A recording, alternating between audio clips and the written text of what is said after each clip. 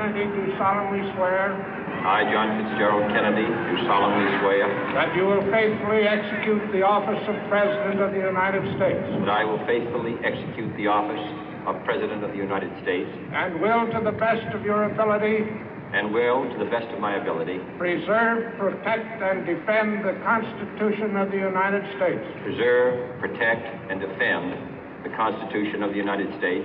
So help you God. So help me God.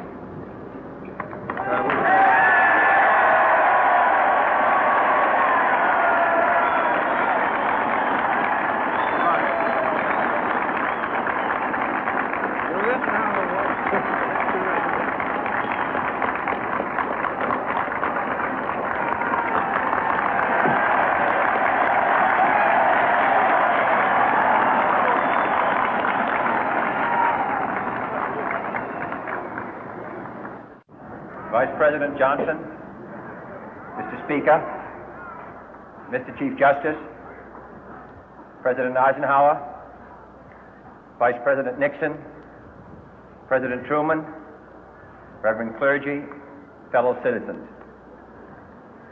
We observe today not a victory of party, but a celebration of freedom, symbolizing an end as well as a beginning, signifying renewal as well as change. For I have sworn before you and Almighty God the same solemn oath our forebears prescribed nearly a century and 3/4 ago. The world is very different now, for man holds in his mortal hands the power to abolish all forms of human poverty and all forms of human life. And yet the same revolutionary beliefs for which our forebears fought are still at issue around the globe. The belief that the rights of man come not from the generosity of the state, but from the hand of God. We dare not forget today that we are the heirs of that first revolution. Let the word go forth from this time and place to friend and foe alike that the torch has been passed to a new generation of Americans born in this century, tempered by war, disciplined by a hard and bitter peace, proud of our ancient heritage, and unwilling to witness or permit the slow undoing of those human rights to which this nation has always been committed and to which we are committed today at home and around the world.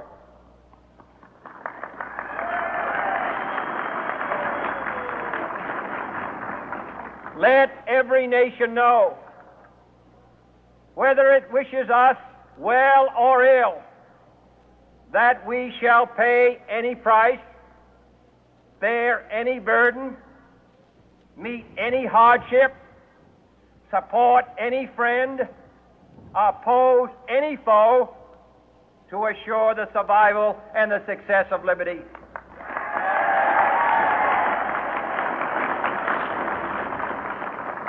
This much we pledge and more. To those old allies whose cultural and spiritual origins we share, we pledge the loyalty of faithful friends. United, there is little we cannot do in a host of cooperative ventures. Divided, there is little we can do, for we dare not meet a powerful challenge at odds and split asunder. To those new states whom we welcome to the ranks of the free, we pledge our word that one form of colonial control shall not have passed away merely to be replaced by a far more iron tyranny. We shall not always expect to find them supporting our view, but we shall always hope to find them strongly supporting their own freedom and to remember that in the past, those who foolishly sought power by riding the back of the tiger ended up inside.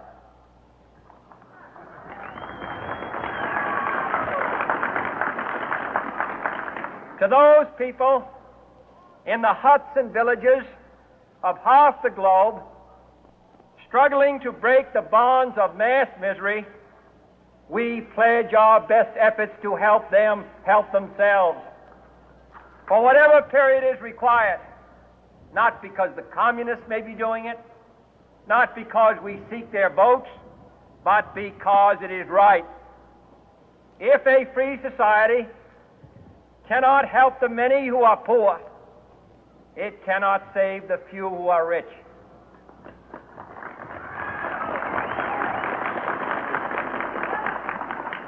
To our sister republics south of our border, we offer a special pledge to convert our good words into good deeds, in a new alliance for progress, to assist free men and free governments in casting off the chains of poverty. But this peaceful revolution of hope cannot become the prey of hostile powers. Let all our neighbors know that we shall join with them to oppose aggression or subversion anywhere in the Americas. And let every other power know that this hemisphere intends to remain the master of its own house.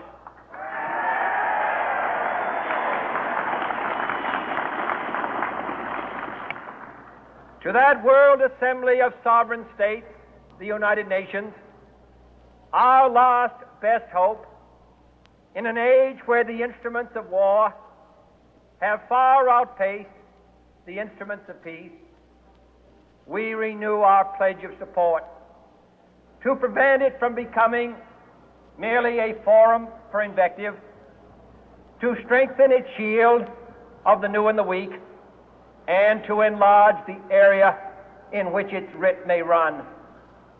Finally, to those nations who would make themselves our adversary, we offer not a pledge, but a request that both sides begin anew the quest for peace. Before the dark powers of destruction, unleashed by science, engulf all humanity in planned or accidental self-destruction, we dare not tempt them with weakness, for only when our arms are sufficient beyond doubt can we be certain beyond doubt that they will never be employed. But neither can two great and powerful groups of nations take comfort from our present course, both sides overburdened by the cost of modern weapons, both rightly alarmed by the steady spread of the deadly atom, yet both racing to alter that uncertain balance of terror that stays the hand of mankind's final war. So let us begin anew, remembering on both sides that civility is not a sign of weakness, and sincerity is always subject to proof. Let us never negotiate out of fear, but let us never fear to negotiate.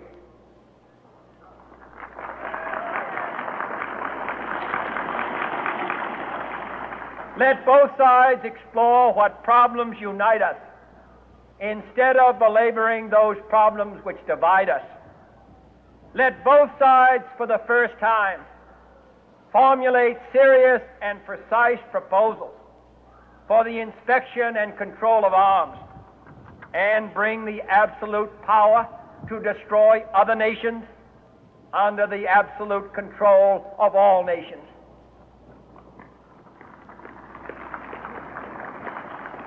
Let both sides seek to invoke the wonders of science instead of its terrors. Together, let us explore the stars, conquer the deserts, eradicate disease, tap the ocean depth, and encourage the arts and commerce. Let both sides unite to heed in all corners of the earth the command of Isaiah to undo the heavy burden and let the oppressed go free. And if a beachhead of cooperation may push back the jungle of suspicion, let both sides join in creating a new endeavor, not a new balance of power, but a new world of law, where the strong are just and the weak secure and the peace preserved.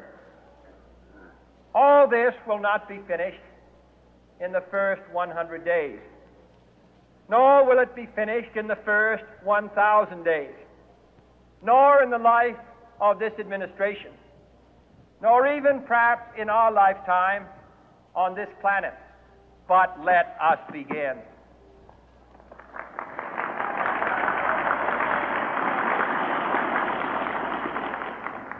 In your hands, my fellow citizens, more than mine, will rest the final success or failure of our course. Since this country was founded, each generation of Americans has been summoned to give testimony to its national loyalty. The graves of young Americans who answered the call to service surround the globe. Now the trumpet summons us again, not as a call to bear arms, though arms we need, not as a call to battle, though in battle we are, but a call to bear the burden of a long twilight struggle, year in and year out, rejoicing in hope, patient in tribulation, a struggle against the common enemies of man, tyranny, poverty, disease, and war itself. Can we forge against these enemies a grand and global alliance, north and south, east and west, that can assure a more fruitful life for all mankind? Will you join in that historic effort?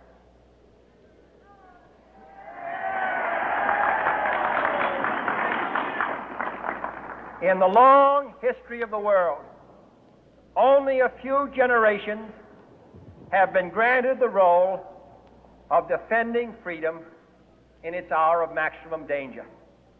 I do not shrink from this responsibility. I welcome it.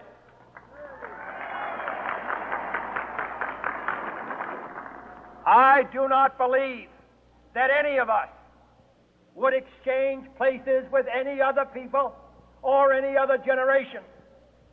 The energy, the faith, the devotion which we bring to this endeavor will light our country and all who serve it. And the glow from that fire can truly light the world. And so, my fellow Americans, ask not what your country can do for you, ask what you can do for your country.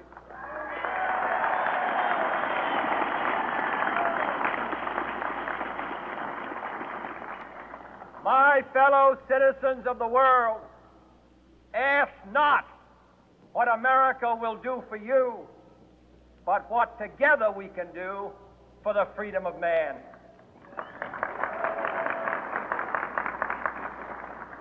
Finally, whether you are citizens of America or citizens of the world, ask of us here the same high standards of strength and sacrifice which we ask of you. With a good conscience, our only sure reward, with history the final judge of our deeds, let us go forth to lead the land we love, asking His blessing and His help, but knowing that here on earth God's work must truly be our own.